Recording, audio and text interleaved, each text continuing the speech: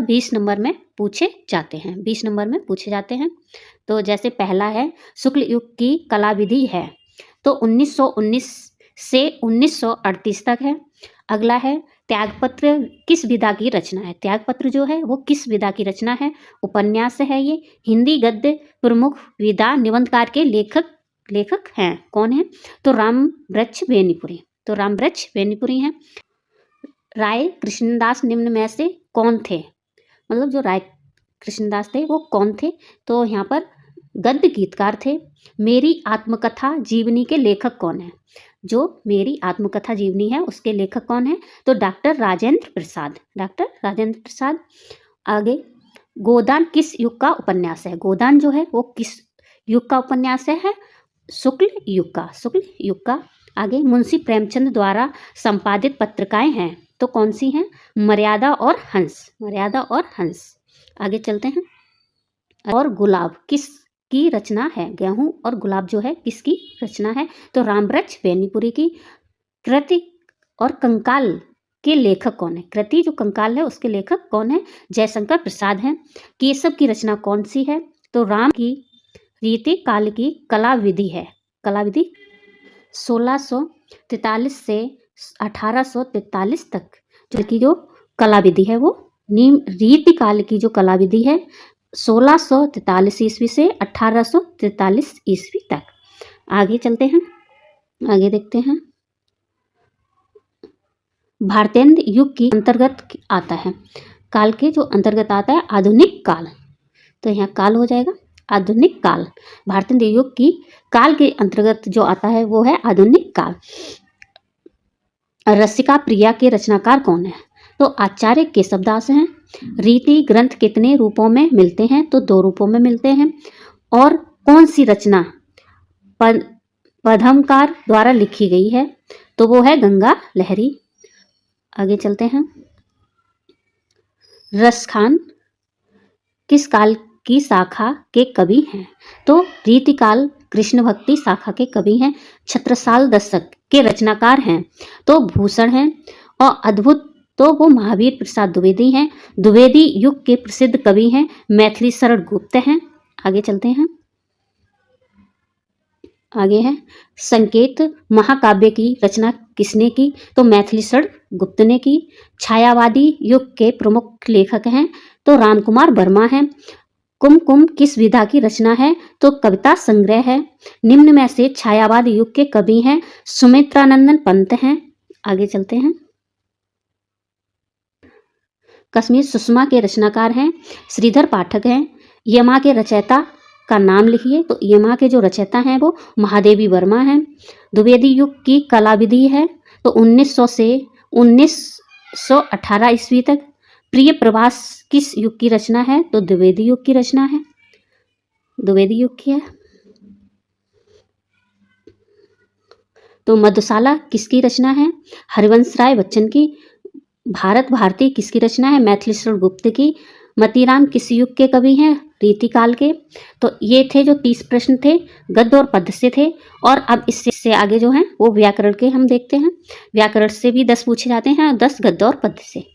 तो ऐसे 20 क्वेश्चन जो हैं वो आते हैं 10th क्लास के लिए, 10th में जो आते हैं बहुविकल्पीय प्रश्न। तो आगे हम अब देखते हैं व्याकरण के। तो ये बहुविकल्पीय प्रश्न हैं, बहुविकल्पीय प्रश्न देखते हैं। ऊधो मन ना भये 10-20, एक हतो सो गयो श्याम संग। इन पंक्तियों में कौन सा रस है, तो रति, मतलब रति प्रेम रस है इसमें। आगे राम राम कहे राम कहे राम, राम कहे राम, और तून परिहारी पर बिरह, राउ गाऊ सुरधाय। और इन पंक्तियों में कौन सा रस है, तो इसमें करुण रस है। आगे देखते हैं। नाना वाहना नाना, नाना वाहना नाना वस वसा, विहसे शिव समाज निज देखा। कोऊ मुख हीन विपुल मुख काहू वीन, पद कर कोऊ को। तो इसमें कौन सा रस है? इसमें हास्य रस है। तो हास्य रस का स्थायी भाव क्या होता है? वो हास्य है। आगे देखते हैं।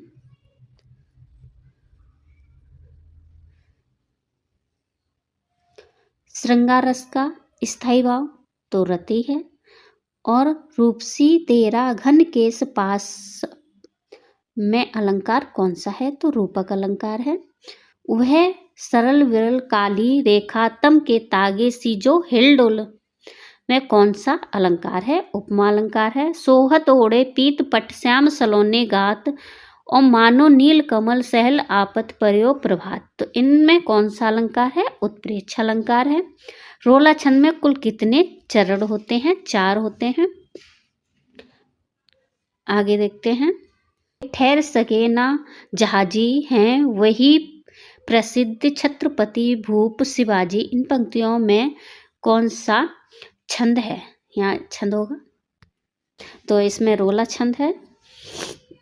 लिख कर लोहित लेख डूब गया दिन और मरे यहाँ व्योम सिंधु सखी देख तरक बिंदु बिंदु दे रहा। इन पंक्तियों में पहले और तीसरे चरण में मात्राएं हैं, मतलब ये जो 2 पंक्ति हैं इनमें पहले में और जो तीसरा चरण है उनमें कितनी मात्राएं हैं? तो 11 हैं।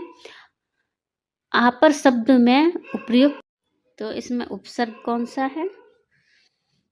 आ उपसर्ग है। तो इसमें उपसर्ग भी पूछे जाते हैं। तो आ, जैसे यहाँ पर जो आ है ये उपसर्ग है तो इससे मिलकर बनता है अपार। तो ऐसे ही उपसर्ग जो होते हैं वो आगे लगते हैं तो वो उपसर्ग कहलाते हैं। सुदर्शन शब्द में उपसर्ग है सुदर्शन। तो यहाँ पर सुदर्शन में जो है तो सु उपसर्ग है सुदर्शन। तो ये अलग, ये उपसर्ग, तो ये दोनों सुदर्शन, तो सु उपसर्ग हो गया इसमें। ऐसे ही आगे चलते हैं।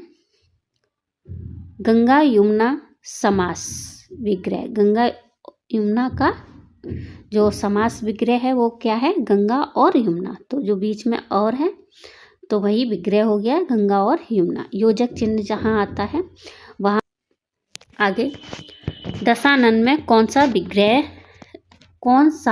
विग्रह होगा? 10 है मुख जिसके मतलब रावण के। तो ये राज्ञी शब्द का तद्भव रूप होगा राज्ञी का, रानी। तद्भव और तत्सम, तत्सम संस्कृत के, तद्भव हिंदी के शब्द होते हैं। तो यहाँ तद्भव पूछा है तो रानी।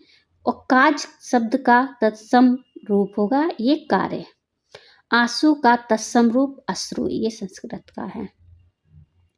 तो जो हिंदी के होते हैं वो तद्भव होते हैं, जो संस्कृत के होते हैं वो तत्सम होते हैं।